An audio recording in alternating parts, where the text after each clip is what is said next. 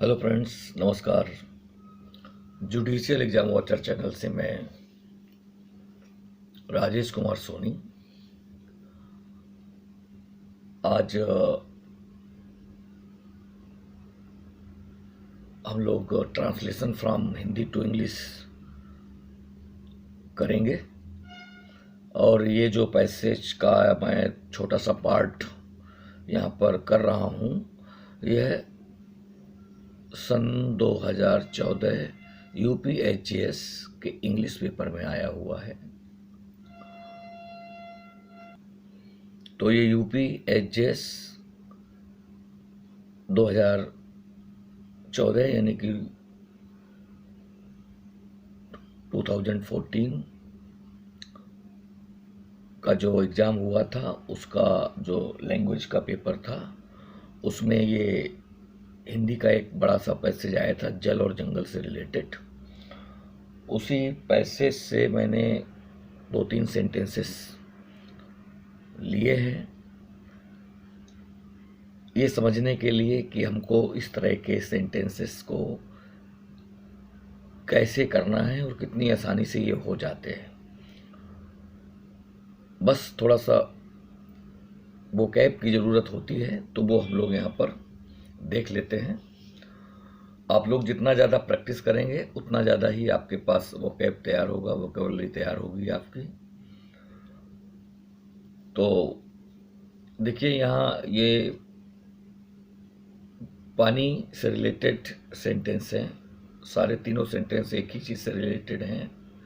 और यहाँ पर जो पानी की बात है, ये बरसात के पानी की बात है, इसलिए जहाँ भी पानी है वहाँ पर रेन वाटर लिख सकते हैं।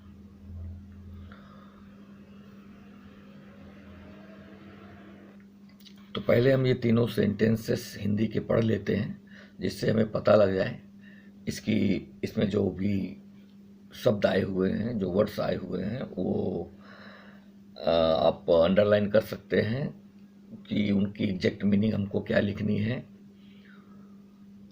और एक आइडिया भी आपको हो जाएगा कि इसमें जिन लोगों का वीक है उन लोगों के लिए बता रहा हूँ कि ये भी पता कर लेंगे कि आखिर हम जो सेंटेंस है वो किस टेंस में है, मतलब किस टेंस के अंदर कौन सी फॉर्म ऑफ वर्ब आती है। ये अगर ये आपको पता है तो आप आसानी से पता कर जाएंगे और सेंटेंस को आप सुंदर तरीके से पिरो भी सकते हैं। तो पानी का एक बड़ा भाग किसी न किसी रूप में यूं ही बर्बाद हो जाता है और लोग पानी के लिए तरसते रह जाते हैं। ये सेंटेंस है आपका यहाँ तक। तो यहाँ पर आप देखें, एक तो ये बड़ा भाग मिल रहा है, दूसरा यूं ही बर्बाद हो जाता है। तो देखो, ये हो जाता है मिल गया, अर्थात आपको प्रेजेंट इंडेफिनिट मिल गया। तो इससे पता चल गया कि जो भी यहाँ पर मेन वर्ब होगी वो या तो एस वाली होगी या ओरिजिनल फॉर्म में होगी, यानी कि बेस फॉर्म में होगी। और लोग पानी के लिए तरसते रह जाते हैं। तो देखो, यहाँ पर भी प्रेजेंट इंडेफिनिट ही मिल गया, अर्थात ये दोनों प्रेजेंट इंडेफिनिट के हैं। आपको पता चल गया वर्ब किस फॉर्म में लिखनी है। अगर इतना पता चल गया है तो फिर आपको सिर्फ और सिर्फ अरेंजमेंट ऑफ वर्ड्स करना है। शब्दों को जैसे हिंदी में लिखे हैं उस अकॉर्डिंग उनको अरेंज कर दीजिए। और बस ये जो आपको पता चल गया है, जब ये वर्ड्स यानी कि वर्ब आए तो उनके फॉर्म को सही कर दीजिए। तो पहले इसी को करते हैं। तो जब बड़े भाग की बात आती है तो हम वहाँ पर ग्रेट पार्ट लिखते हैं, यूज करते हैं। तो एक बड़ा भाग, अ ग्रेट पार्ट, किसका? पानी का, ऑफ रेन वाटर।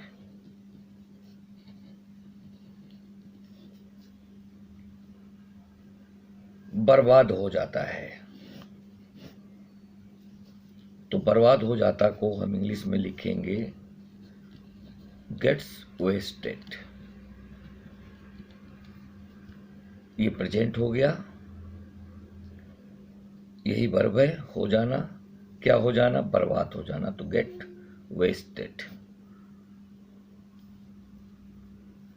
किसी न किसी रूप में, अब इसको बनाना है इन सम और एनी फॉर्म।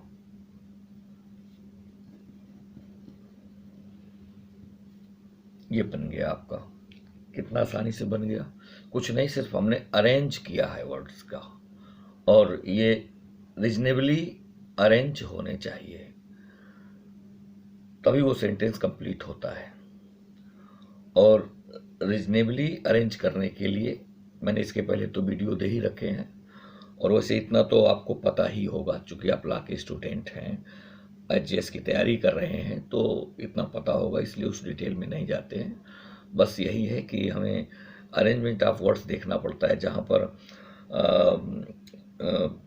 आप देखेंगे कि जो शुरुआत में हम लोग पढ़ते हैं subject plus verb, subject plus helping verb plus main verb plus object plus etc, ये जो दुनिया भर का पढ़ते हैं, तो वो सीखने के लिए तो ठीक था, लेकिन अब आपको उसका यूज करना है, और पढ़ करके इमीडिएट आपको एक्शन में आना है। आपका माइंड ऑटोमेटिक वो रिएक्ट करता है और वो चीज़ें अडॉप्ट कर लेता है, और वो आप अरेंज करने लगते हैं। बस थोड़ा सा प्रैक्टिस होनी चाहिए इसके लिए। तो पानी का एक बड़ा भाग किसी न किसी रूप में यूं ही बर्बाद हो जाता है। सिंपली देखिए, a great part of rain water gets wasted in some और एनी फॉर्म, किसी न किसी रूप में। और एंड, तो ये एंड हो गया। लोग पानी के लिए तरसते रह जाते हैं, तो लोग यानी कि पीपुल, तो पीपल तरसते रह जाते हैं। जब इस तरह का सेंटेंस आता है, तरसते रह जाते हैं, रोते रह जाते हैं, मांगते रह जाते हैं, खाते रह जाते हैं, तो ऐसी जगहों पर कीप वर्ब का इस्तेमाल होता है। अब चूंकि ये प्रेजेंट इंडेफिनिट में है, यहाँ पर सब्जेक्ट आपके पास प्लूरल है, इसलिए कीप को हम कीप ही लिख देंगे। कीप क्रेविंग, तरसते रह जाते हैं, जैसे मुस्कुराते रह जाते हैं, या मुस्कुराते रहिए, कीप स्माइलिंग। तो जब भी मेन वर्ब आती है, उसके बाद में कोई अगर वर्ब लिखनी है हमें, तो हम उसे इंग फॉर्म में लिखते हैं, तो क्रेविंग, कीप क्रेविंग। लोग तरसते रह जाते हैं, काहे के लिए? पानी के लिए, फॉर वाटर, पानी के लिए तरसते रह जाते हैं। तो ये हो गया। अब हम दूसरा सेंटेंस पढ़ते हैं। दूसरा सेंटेंस है, विशेषज्ञों ने इस संकट से निपटने के लिए वर्षा जल संचयन यानी बरसात के पानी को भी एकत्र करने की तकनीक विकसित की है। अब देखिए, विकसित की है यानी कि काम हो चुका है, और की है लिखा हुआ है, तो ये प्रेजेंट परफेक्ट होगा, यानी कि काम कंप्लीट है, वो भी प्रेजेंट में। जब हम बात कर रहे हैं तो सिंपल बात है, हैज हैव का यूज आपको कर देना है, और ये जिसके साथ की है, लिया है, दिया है, जुड़ा हुआ है, कंप्लीशन जिसका दिखाना है, उसकी V3 लिखते हैं। तो विकसित की है यानी कि डेवलप को हम V3 में ले जाएंगे, इतना तो हमको यहाँ पता चल गया। अब वोकैब देखते हैं, तो विशेषज्ञों को एक्सपर्ट कहते हैं, तो हम एक्सपर्ट्स लिखेंगे यहाँ। ने इस संकट से निपटने के लिए, इस संकट से निपटने के लिए, तो जो तकनीक है उसे तो टेक्निक ही बोलेंगे। तो निपटने के लिए मीन्स सॉल्व करने के लिए, यहाँ पर हम निपटने को सॉल्व मानेंगे और लिखेंगे एक्सपर्ट्स एक्सपर्ट्स, आप लिख सकते हैं द एक्सपर्ट्स, इनको छोटी कर लेंगे, फिर द एक्सपर्ट्स हैव डेवलप्ड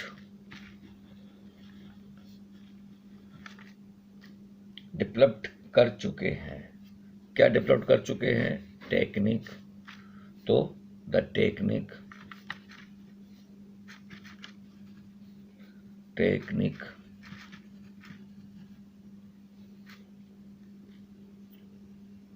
काहे की टेक्निक? वर्षा जल संचयन के लिए, यानी कि बरसात के पानी को एकत्र करने के लिए। तो टेक्निक ऑफ बरसात के पानी को या वर्षा जल को संचयन या एकत्र करना एक ही बात है, तो इसको हम हार्वेस्टिंग बोलते हैं। तो technique of rain water harvesting, इसको आप कहें वर्षा जल संचयन या कहें बरसात के पानी को एकत्र करना। तो technique of rain water harvesting, यहाँ तक हम ये कर लिए। ये दोनों बातें एक ही हैं, इसलिए हम इनको एक ही बार बनाएंगे।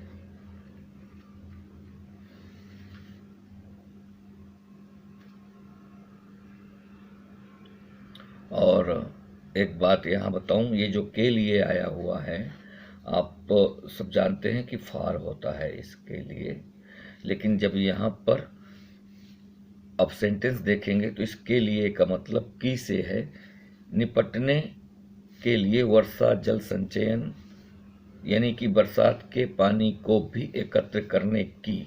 तो यहाँ पर ये की है, ना कि ये के लिए है। जब इस तरह से लिखा है तो हम एक को बनाएंगे। तो काहे की टेक्निक?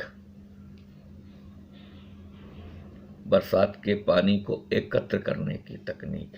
तो इसको हम बनाएंगे, तो इसलिए हमने लिखा the experts have developed the technique of rain water harvesting. इस पूरे का मतलब यही है। तो यहाँ कंफ्यूज नहीं होना है, और यहाँ पर आप फार नहीं लिख सकते सेंटेंस के अकॉर्डिंग। तो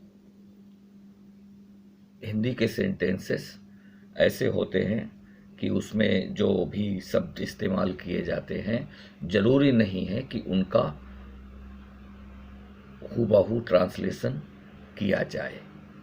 हमारे पास जो सेंटेंस है उसकी रचना को देखते हुए, उसके फ्रेम को देखते हुए, उसके कंस्ट्रक्शन को देखते हुए हमें वर्ड चूज करने होते हैं, और इसी को कहते हैं गुड ट्रांसलेशन।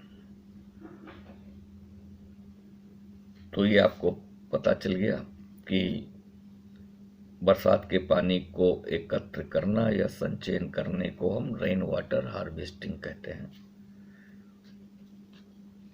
अब इसके आगे सेंटेंस चूंकि पूरा नहीं हुआ है तो उसको आप आगे कंप्लीट करेंगे।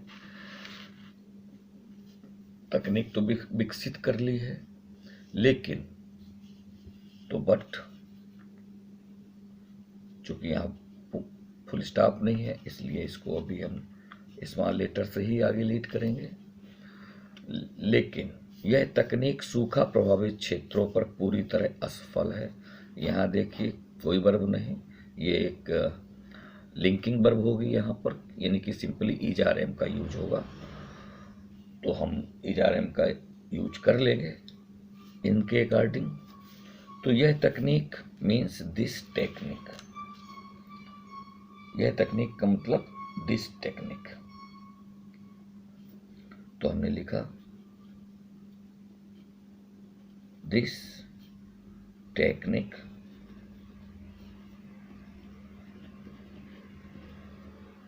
इच असफल है, इच फेल्योर, असफल यानी कि फेल्योर। तो दिस टेक्निक इज फेल्योर। कहाँ पर फेल है, असफल है? पूरी तरह से सूखा प्रभावित क्षेत्रों पे, सूखा यानी कि ड्रॉट, प्रभावित means affected, not affected. Affected word यहाँ यूज नहीं होगा, क्योंकि अफेक्ट एक बैड सेंस में, यानी कि जब हम ऐसे किसी बीमारी से ग्रसित होते हैं या प्रभावित हो जाते हैं, किन्हीं बुरी चीज़ों से प्रभावित हो जाते हैं, तो फिर हम वहाँ अफेक्ट वर्ड यूज करते हैं, इफेक्ट वर्ड यूज नहीं करते हैं। तो दिस टेक्निक इज फेल्योर, असफल है।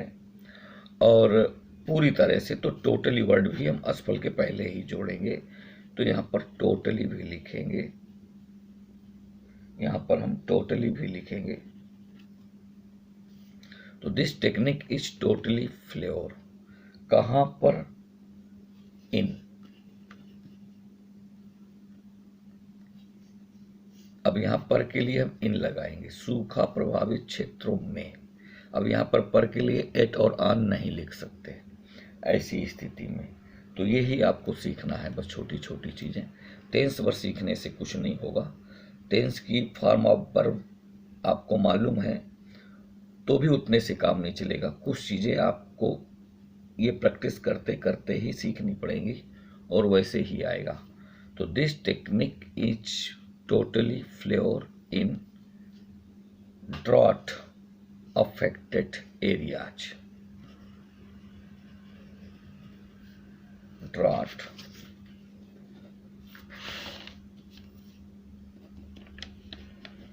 Affected areas. अब दूसरा सेंटेंस है, यहां फुल स्टॉप हो गया। देश के बाकी इलाकों में भी इसका इस्तेमाल महज कहने भर को है। तो जब इस तरह सेंटेंस के लास्ट में वो को है, कहने भर को है, देखने भर को है, सुनने भर को है, तो ये को है को हम टू लगाते हैं को के लिए। ये आप सेंटेंस बनाएंगे तो इजी ही लगेगा, चूंकि है को है तो टू बनेगा इसका, और टू के साथ में तुरंत वर्ब आ जाएगी, जिसके लिए जैसे देखने भर को है तो इज टू सी, कहने भर को है इज टू से, ऐसा। और महज मीन्स ओनली, महज को इंग्लिश में ओनली बोलते हैं। तो अब हम इसको बनाएंगे देश के बाकी इलाकों में। तो बाकी मीन्स रेस्ट, बचे हुए, तो इन रेस्ट ऑफ,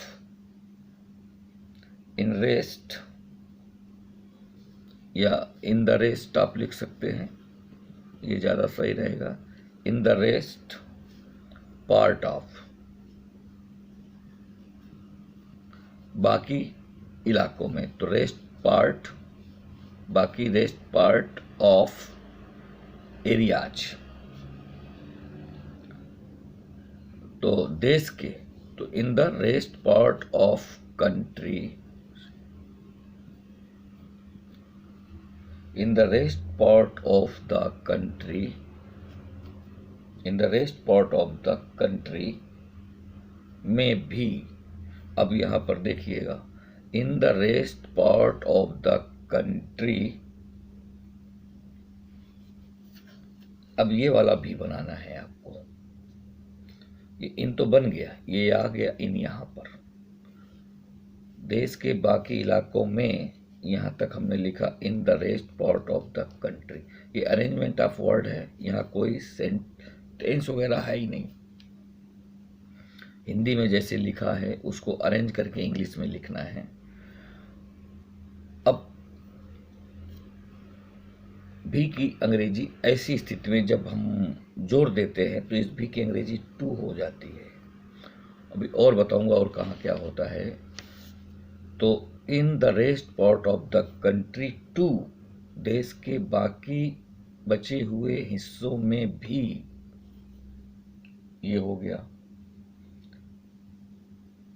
अब क्या है, इसका इस्तेमाल, इट्स यूज, इसका इस्तेमाल किसका, उस टेक्निक का। तो in the rest part of the country to its use अब है इच ओनली टू से, कहने भर को है, इच महज कहने भर को है, इच ओनली टू से। तो इस तरह की शब्दावली आएगी अगर, तो आपको बिल्कुल बिठा लेना है कि अगर किसी भी सेंटेंस में महज कहने भर को है जुड़ा हुआ है, तो आप जानना कि उतने हिस्से की का जो अनुवाद है, जो ट्रांसलेशन है, वो इच ओनली टू से होगा।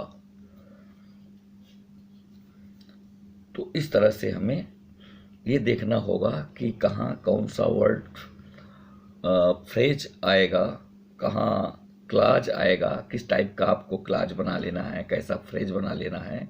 या आप यूँ क्लाज फ्रेज ना समझिए तो आप सीधा सिंपल समझिए कि इस वर्ड्स को अरेंज कैसे करना है कि वो सेंस देने लगे। तो ये सिर्फ अरेंजमेंट ही है। आज आपने देखा कि सिर्फ टेंस का रोल आप देखेंगे तो सिर्फ लास्ट में लेकर के सेंटेंस को करेक्ट टाइम पर लाना है। बाकी टोटल आपका काम अरेंजमेंट ऑफ वर्ड्स का है। हिंदी में जैसे लिखा होता है, अंग्रेजी में हम उसी सेंस को देने के लिए वर्ड्स का अरेंजमेंट कर लेते हैं, यानी कि उनको हिंदी में जैसे लिखे हैं सेम वैसे नहीं लिख सकते, चूँकि हिंदी अपनी भाषा है, अलग भाषा है, इंग्लिश अलग भाषा है, दोनों सेम नहीं हैं। इसलिए हम लोग अनुवाद सीखते हैं या अनुवाद हमसे पूछा जाता है कि हमें वो भाषा आती है या नहीं आती है। तो वो भाषा आती है ये पता चलेगा जब आप उन हिंदी में दिए गए शब्दों को आप जिस भाषा में, यानी कि इंग्लिश में पूछा जा रहा है, तो इंग्लिश में उनको आप अरेंज कर सकते हैं कि नहीं कर सकते हैं, या जिस सेंस में हिंदी में जो चीज़ लिखी है उसी सेंस में आप इंग्लिश में उसको लिख पा रहे हैं या नहीं। इतना ही ट्रांसलेशन है। और इतने ट्रांसलेशन को सीखने के लिए बहुत सारे रूल्स हैं, वो आप याद करके नहीं सीख सकते। इसलिए प्रैक्टिस करते जाइए, जो नई चीज़ आती जाए उसे सीखते जाइए, एक एक चीज़ सीखते जाएंगे, आपकी इंग्लिश बहुत अच्छी हो जाएगी। और फिर जब कोई ट्रांसलेशन पूछेगा तभी आप करेंगे, बाकी ट्रांसलेशन की आपको ज़रूरत नहीं पड़ेगी। आप सोचेंगे या चाहेंगे तो आप उस भाषा में भी लिख सकते हैं जिस भाषा से आपको डर लगता है। जिनको आ रही है, मैं उनकी बात नहीं कर रहा, उनको तो आ ही रही है, वो तो लिख ही देंगे। लेकिन प्रत्येक कैंडिडेट का जो हमारे साथ एग्जाम में अपीयर होंगे, उनमें से सभी का सारा पोर्शन कंप्लीट नहीं होगा, इसलिए डरने की कोई बात नहीं है। अगर आपका कोई पोर्शन बहुत अच्छा है तो दूसरे का हो सकता है वो पोर्शन कमज़ोर हो, उसका कोई दूसरा पोर्शन बहुत अच्छा हो, तो कहीं ना कहीं एवरेज मार्किंग पड़ ही जाती है वो। तो परीक्षा हाल में हमें ये नहीं देखना होता है कि हमसे होशियार बैठे हैं या हमसे कमज़ोर बैठे हैं, बल्कि ये देखना होता है कि सबके अपनी अपनी वीकनेसेस हैं और सबकी अपनी अपनी क्वालिटीज़ हैं। सबका अपना एक स्ट्रांग आस्पेक्ट होता है और वीक आस्पेक्ट होता है, तो वो हम अपनी अलग अलग तरह के होते हैं। इसलिए पेपर भी आप अपनी तरह से ही हल करेंगे तो आपको सफलता जल्दी मिलेगी। एक और सेंटेंस रह गया है, उसको भी हम लोग देख लेते हैं। लिखा है, सच कहें तो यह तकनीक धरातल पर अमल ज्यादा किताबों पर दिखाई देती है। धरातल पर अमल से ज्यादा किताबों पर दिखाई देती है। अब यहाँ इस सेंटेंस को अगर आप इसके मूड को समझेंगे तो से ज़्यादा की बात कर रहा है, यानी कि कहीं ना कहीं तुलना हो रही है।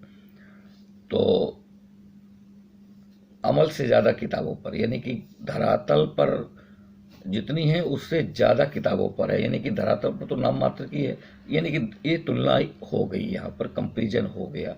तो यहाँ पर से के लिए आप देन बनाएंगे, से के लिए फ्रॉम नहीं बनाएंगे, और इस तरह का कंपैरिजन रादर देन से किया जाता है।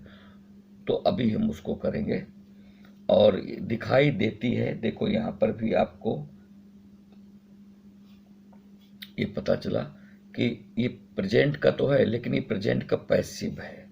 यहाँ पर कोई काम नहीं कर रहा है, बल्कि यहाँ पर जो है वो इसका सब्जेक्ट नहीं है। तो जब किसी भी सेंटेंस में,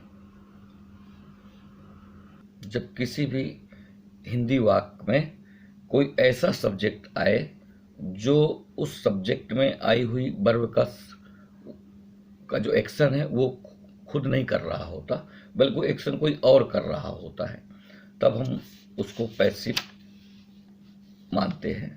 जैसे एक उदाहरण मैं आपको बता देता हूँ, तो मेरी बात आप ज़्यादा आसानी से समझ जाएंगे।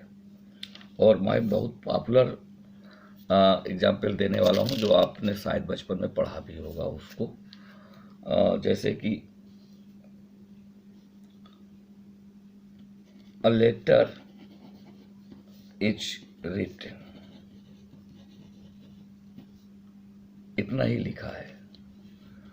तो यहाँ पर अब देखेंगे कि ये लेटर खुद नहीं लिखता, बल्कि लेटर किसी के द्वारा लिखा गया है, इसलिए हमने ऐसा लिखा हुआ है। ये जो एक्शन है, यानी कि जो ये वर्ब वाला पोर्शन है, इसका ये सब्जेक्ट नहीं है, सब्जेक्ट कोई और है। तो उसको हम यहाँ पर अब बाई से भी लिख सकते हैं। A letter is written by him लिख सकते हैं। लेकिन ये जरूरी नहीं कि ऐसा ही लिखें, हम इतना भी लिख सकते हैं, ए लेटर इज रिटन। तो हमें इससे ये पता चल गया, यानी कि अगर कोई सब्जेक्ट ऐसा है जो खुद काम नहीं करता है, बल्कि जो काम है वो किसी और के द्वारा किया जा रहा है, जो बाई के साथ आया है या नहीं आया है इससे फर्क नहीं पड़ता है, हम इतना ही पोर्शन देख करके पता कर लेना है। तो ऐसा ही यहाँ पर देखेंगे आप अपने सेंटेंस में, तो दिखाई देती हैं। तो ये जो भी यहाँ पर देखने का एक्शन है, ये तो कोई और कर रहा है ना, धरातल नहीं कर सकता, तकनीक नहीं कर सकती। यह तकनीक जो है यहाँ पर सब्जेक्ट है, लेकिन यह तकनीक खुद देखने का काम नहीं कर सकती, इस तकनीक को देखने वाले कोई और हैं। तो ये पैसिव में हो गया। अब सच कहें तो अगर इस तरह की कोई फ्रेज हिंदी की जुड़ी हुई है, तो इसको टू टेल द ट्रुथ लिखते हैं। टू टेल द ट्रुथ, सच कहें तो ये बन गया टू टेल द ट्रुथ। ये सब्जेक्ट है, दिस टेक्निक।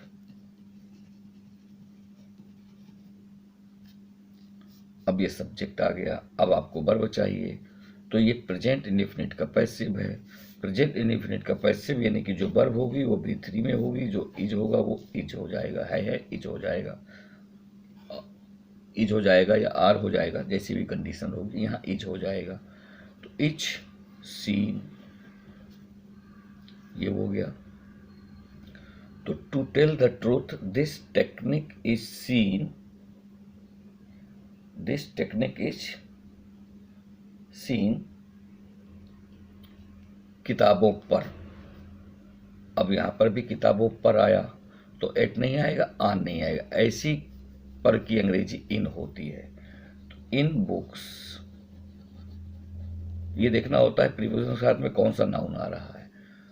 तो अब जैसे पर है और किताबों आ रहा है, तो किताबों में यानी कि किताबों में ही तो देखना है, अंदर देखना है किताबों के, तो अंदर के लिए इन आता है। यहाँ पर का सेंस अंदर की तरफ है, इसलिए यहाँ पर इन आ गया। तो इन बुक्स से ज्यादा यहाँ लिखना है,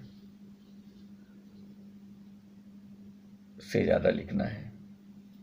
तो से ज्यादा को हम रादर दैन लिखेंगे, से की अंग्रेजी रादर, वो दैन लिखेंगे, तो से ज्यादा रादर दैन, ये दैन से हो गया। और जब से ज्यादा कहीं भी लिखा हो तो रादर दैन लगाते हैं। केवल से ज़्यादा लिखा हो तो हम यहाँ रादर देन यूज करते हैं। तो कहाँ से? ग्राउंड लेवल, धरातल पर। तो धरातल यानी कि ग्राउंड लेवल या ग्राउंड कह सकते हैं। तो ग्राउंड लेवल इम्प्लीमेंटेशन, अमल। तो in books rather than ground level implementation,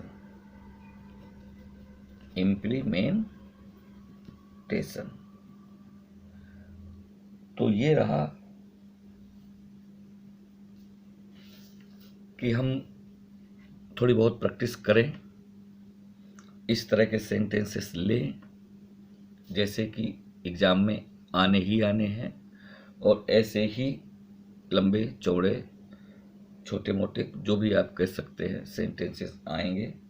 ये मैंने एक बहुत बड़े पैसेज का छोटा सा पार्ट, जिसके अंदर 3 से 4 सेंटेंसेस थे, वो लेकर के मैंने आपको बताया है। और यही चीज़ें बार बार पैसेज में रिपीट होती रहती हैं। सेंस यही रहता है, सिर्फ वर्ड चेंज होते रहते हैं। तो आप वो वर्ड देखिए, बार बार ये चीज़ें रिपीट होती हैं। तो जब आप पूरा पैसेज बनाएंगे तो हो सकता है कि रादर देन आपको 3 से 4 बार यूज करना पड़ जाए। और जैसे कि आपने प्रेजेंट परफेक्ट यूज किया तो वो भी आपको अकॉर्डिंग टू सेंस 10 बार भी यूज करना पड़ सकता है अगर पैसेज बड़ा है तो चीज़ें वही बार बार रिपीट होती हैं। आप प्रीपोजिशन पर ज़्यादा ध्यान देना होता है। पर के लिए कहाँ इन हो सकता है, कहाँ एट हो सकता है, कहाँ आन हो सकता है, तो ये देखना पड़ता है कि पर के साथ आया क्या है, कौन सा नाउन आया हुआ है। उस नाउन के अकॉर्डिंग आपको पर के लिए प्रीपोजिशन को चूज करना पड़ता है, सिलेक्ट करना पड़ता है। और केवल जब से ज़्यादा लिखा हो तभी रादर देन यूज करना है। बाकी कंपैरेटिव डिग्री जैसी है आप वैसे यूज कर सकते हैं। अगर से लंबा है तो आपको डॉलर देन लिखना पड़ेगा, से छोटा है तो स्मॉलर देन लिखना पड़ेगा। लेकिन अगर कहीं सीनियर, जूनियर, इन्फीरियर आया हुआ है तो इनके साथ हमें टू यूज करना होगा देन की जगह पर। तो हमको in place of then we will have to use to, TO2, चूँकि इन्फीरियर, सीनियर, जूनियर ये कुछ ऐसे शब्द हैं जो अपने साथ टू प्रीपोजिशन लेते हैं, देन नहीं लेते हैं कंपैरिजन के लिए। तो कुछ ये चीज़ें हैं जो आपको पता होनी चाहिए ट्रांसलेशन करते समय। बाकी प्रैक्टिस पर डिपेंड करेगा। आशा करता हूं कि आप सब लोग तैयारी कर रहे होंगे। मैं वीडियो बहुत लेट दे पा रहा हूं, उसके पीछे कारण ये है कि खुद में तैयारी करना बहुत महत्वपूर्ण है। चांस बार बार नहीं मिलते। वीडियो तो जिंदगी में कभी भी बना सकते हैं, इसलिए इसके लिए मैं माफ़ी चाहूँगा आप लोगों से। लेट आ रहे हैं, लेकिन जो भी वीडियो दूंगा आपको अच्छे दूंगा।